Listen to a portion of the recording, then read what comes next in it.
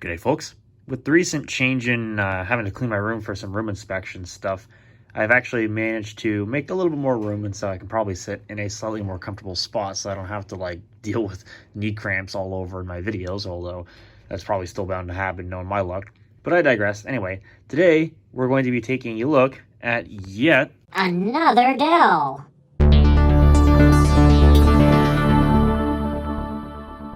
Here we have an Inspiron 700m from about 2004. This was actually a scrap find from myself, actually last year, and this machine was retired, of course, because of the fact that this is a Pentium M based laptop, and obviously was still running Windows XP.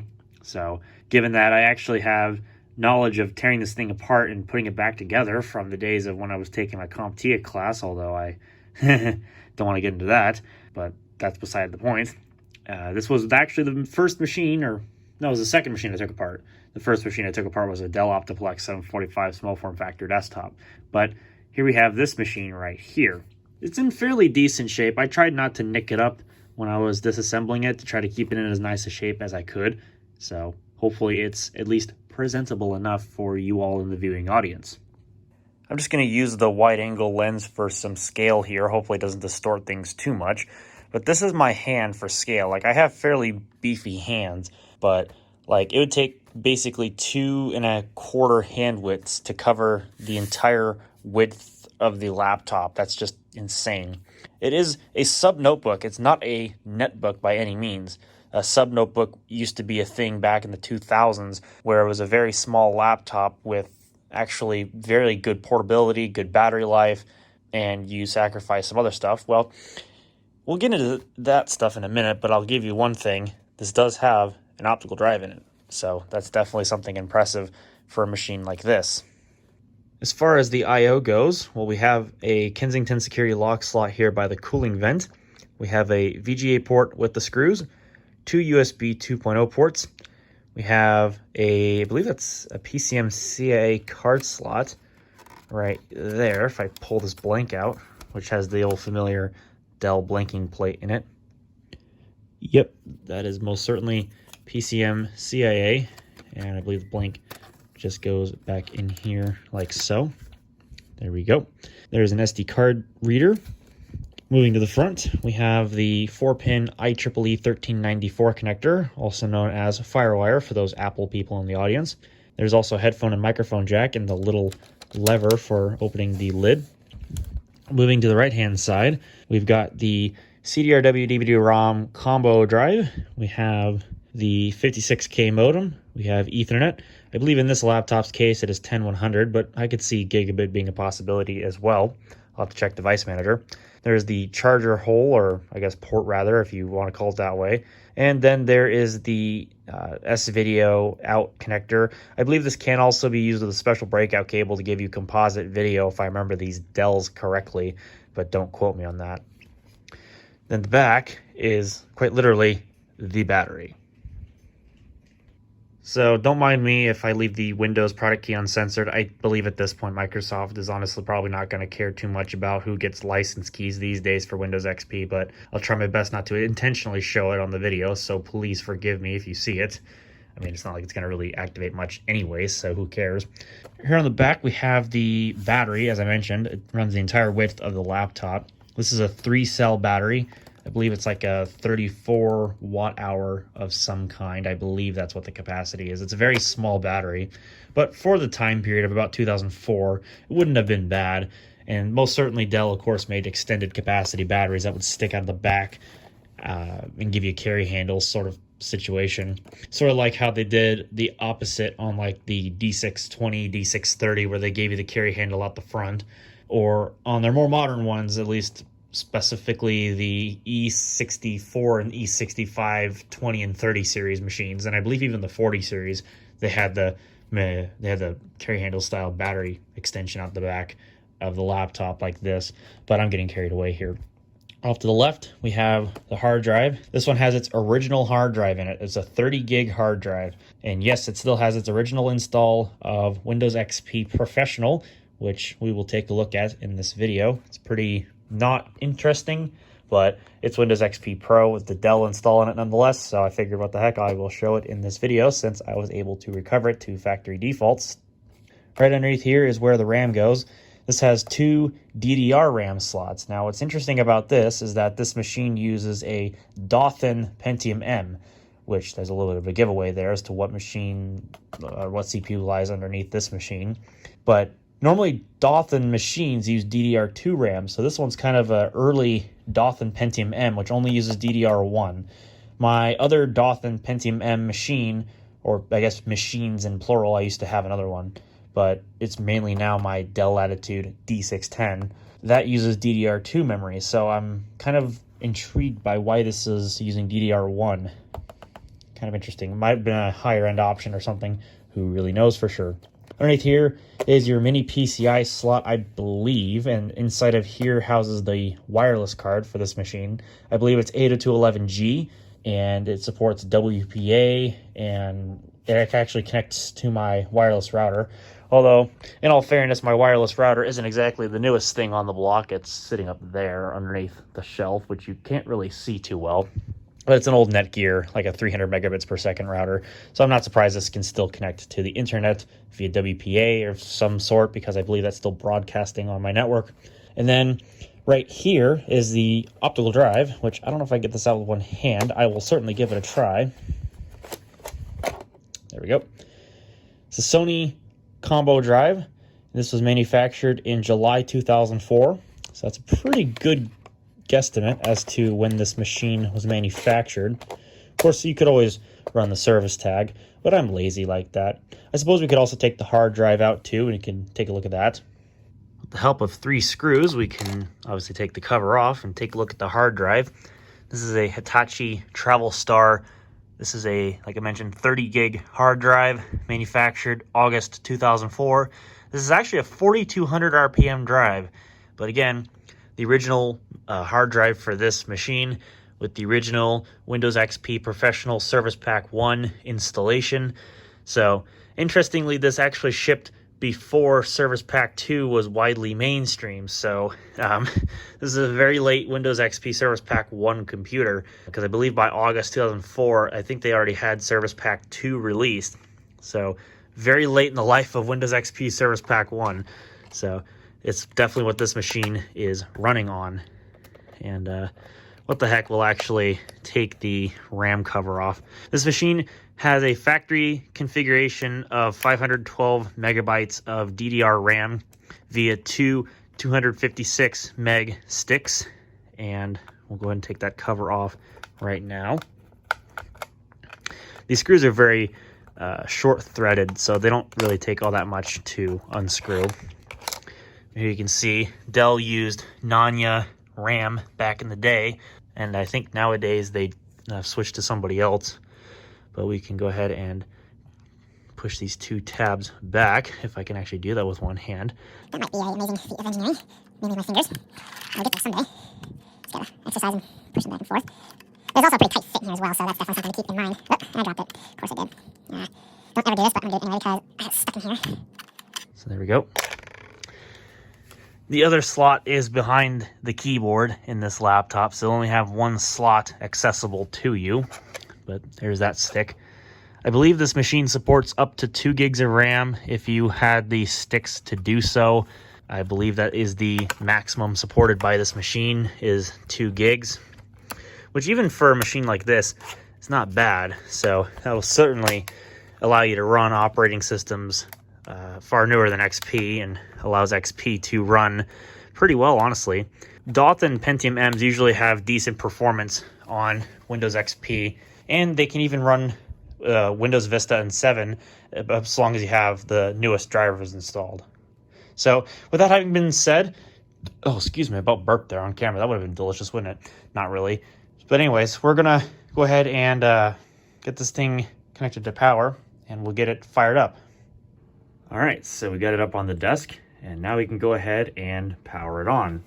You just see how tiny this thing really is. Actually, while we power it on, we're gonna give a little bit of an overview of just the size of this thing. The display, I believe, is like 11 inches, or it's something close enough to, and Yeah, very, very tiny display. It's 1280 by 800 in resolution. It also has built-in speakers and all the indicator lights for Wi-Fi, power, battery charging, hard drive, num lock, caps lock, and scroll lock. But this keyboard is absolutely tiny. Like, it's really small, but you could actually make this work. And a lot of the keys have had to have been rearranged or shoved into function keys, particularly the num lock and the scroll lock keys. But otherwise, I mean,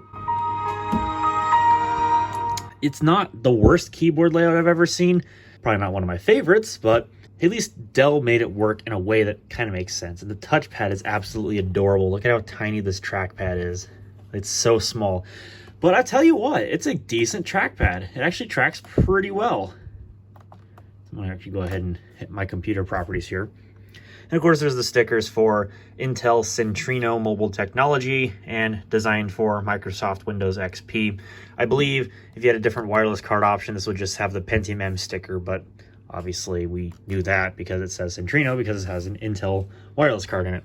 So as you can see, there's the original Windows XP Professional Service Pack 1, manufactured and supported by Dell. You can see it's the legit thing, Dell Inspiron 700m with a 1.6 gigahertz Pentium M and 512 megabytes of RAM. I believe, like I mentioned earlier, this can take up to 2 gigs of RAM. It'd be quite rare and expensive to do so, considering it's DDR400 and not DDR2, with some clock speed like 533 megahertz instead of 400 megahertz on the DDR1 side of things, but it is what it is. I would not also be surprised if this maxed out at 1 gig due to that DDR1 memory limitation, but don't quote me on that. Our first stop's just going to be CPU-Z, so you can all see what I mean as far as the CPU is concerned. So you can see this is a Pentium M 725 on the Dothan code name, or core rather. I believe this can run Windows 8 and 10, but you wouldn't want to do that because you'll soon see why. Currently it runs at 1.34 volts. 1 core, 1 thread. You can see 32nd week of 2004. Same thing goes for the other stick, just has a different serial number. So this memory is original to this computer. Speaking of which, this has the Intel 855 GM chipset in it with an 82801DB, or otherwise known as the ICH4M South Bridge. Also has never had a BIOS update, version A00 from the 21st of June 2004. Would like to update the BIOS, but I don't think I've ever done it, or I can't. So I don't know. I'll have to look into that. But either way, there it be. And yeah, I mentioned 855 chipset. Well, that's the graphics. You can see that there. And Intel, funnily enough, calls this thing the Intel Extreme Graphics 2 for mobile. Yes, you have to add the emphasis there like a UXWville video, otherwise it does not work. But there you can see the lovely banner of Intel Extreme Graphics 2 for mobile. I believe, is this the original driver? Did I update this? I might have updated this video driver. I did update this video driver, so there it is, the 19th of July 2005. I believe obviously this did get newer drivers, but I could also be wrong. It might not have. I just downloaded whatever was on Dell's website. I am planning on updating this to unofficial Service Pack 4 and downloading all the updates, because even though I would like to keep this thing on Service Pack 1, there are some things I would like to try with this computer that would require the use of a newer version of Windows XP versus Service Pack 1. But I figured before I update it, I'm going to show it in its current form because, you know, Service Pack 1 XP, you just don't see it all that often unless you intentionally install it. Gotta love that aesthetic Dell support font there. Anyways, we'll go ahead and organize the start menu by name here because, well, for some reason it's never organized properly. So starting from the top, of course, we've got the usual, this has the, oh, Broadcom, interesting. Is this really got Broadcom wireless, but it says Intel Centrino? I don't know where that's from, but okay. CPU-Z, of course, drive reset tool, the Dell support program with its aesthetic fonts. We've got Dell Picture Studio, which is basically just Paint Shop Pro, which I'm sure people know exactly what this program is. So we'll go ahead and we'll launch it real quick. I've never launched it before. JASK Software Incorporated. Good old Paint Shop Pro 8 Dell Edition. This is the try and buy version of 8.10 as it loads all of its plugins. Interesting. I want to start this. Wow, look at all the file formats this supports. Holy crap. I've never used PaintShop Pro in any great amount of detail. I think the only time I've ever actually done anything with it was way back in the late 2000s, back when I didn't know jack crap about computers. At least not as much as I know now. Wow, that is a lot of file formats.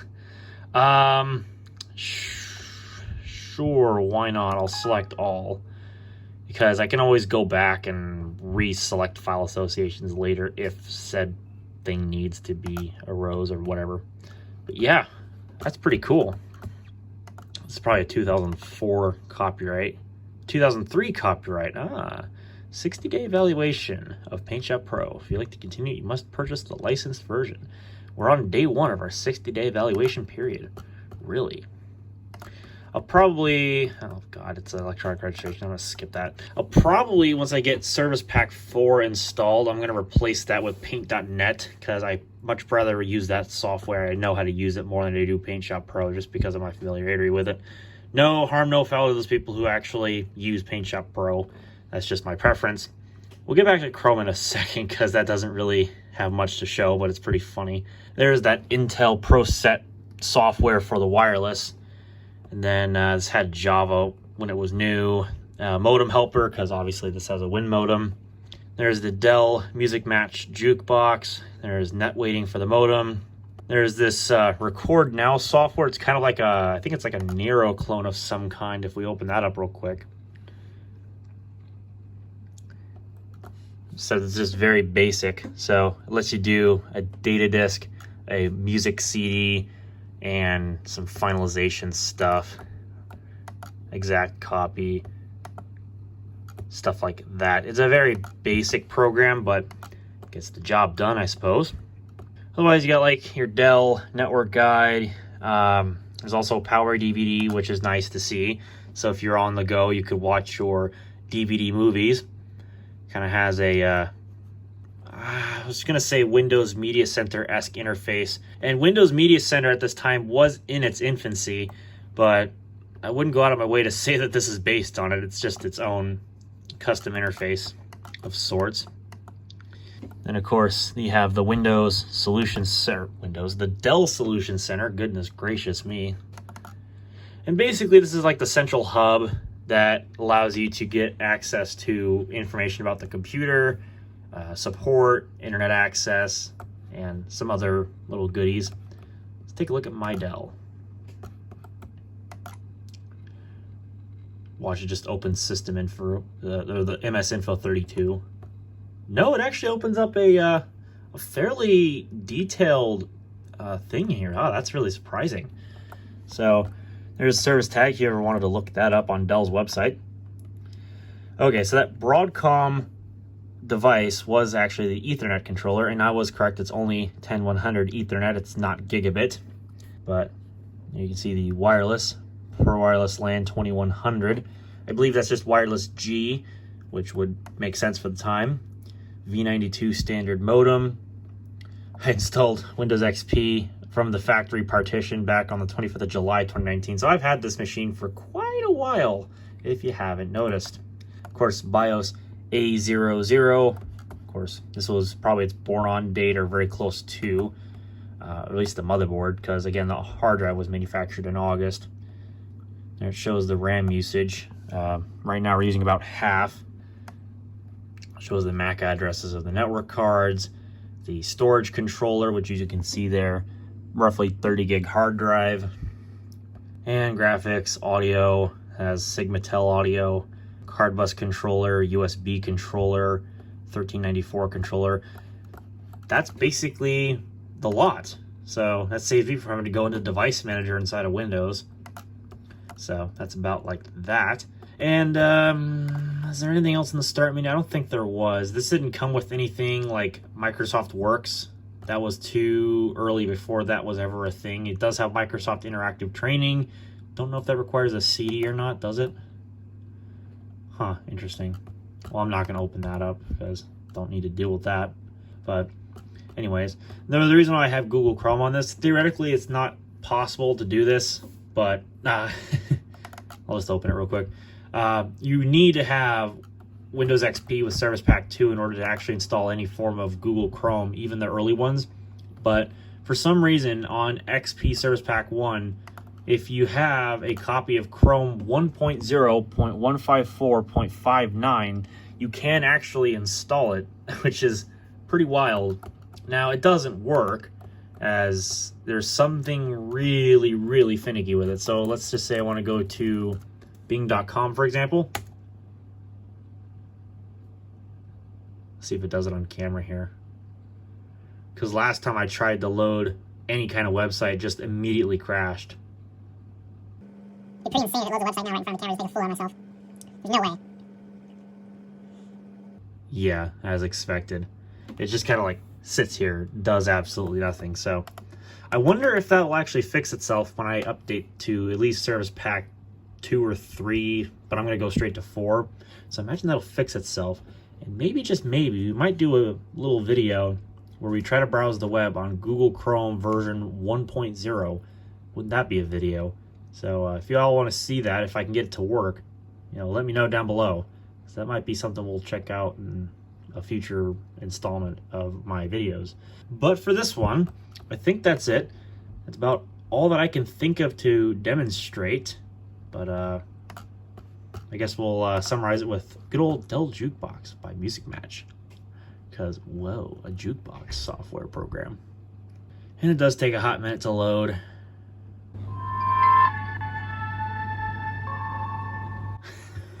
Who remembers the last time you heard that sound effect? Oh, I remember back in the days when we had classic Mac OS, and this used to be our software program before we used iTunes. And we used to hear that sound effect every time we opened up Music Match Jukebox. That really takes me back to the classic Mac OS days. It really does. Oh, early Mac OS 10 as well, come to think of it. But what a sound effect. Of course, this has all sorts of codecs. This is Jukebox 8.20.2051 Dell. There's a lot of Dell branding all over it. Look, you can tell. I'm not going to play anything because it's all copyrighted, so no sense in me doing that because all the sample music is copyrighted, so go figure. So that's your lot. There's the Dell Inspiron 700m, a very cute little machine that's actually pretty awesome.